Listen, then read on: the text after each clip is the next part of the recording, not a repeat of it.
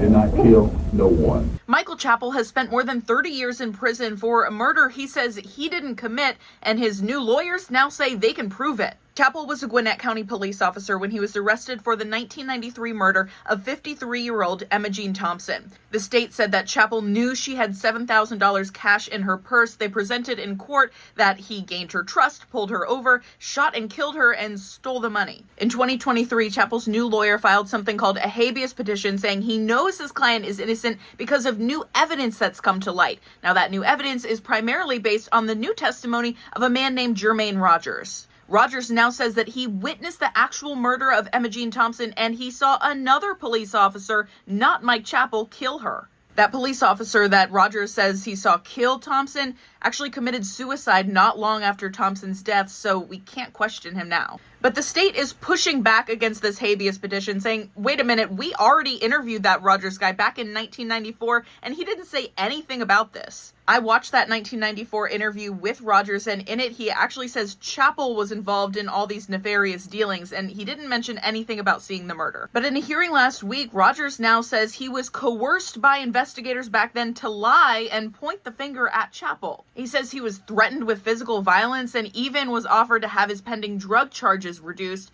if he said Chappell was involved somehow. But he now says the actual truth is he knows Chappell is innocent because he saw the murder and Chappell was not there. But the big question is, will that actually be enough to convince a judge to allow this habeas petition to move forward? Well, we should know in about 60 to 90 days after the judge reviews briefs from both sides. We'll keep you updated on 11 Alive News, but in the meantime, do you think that evidence is credible enough to reopen this case?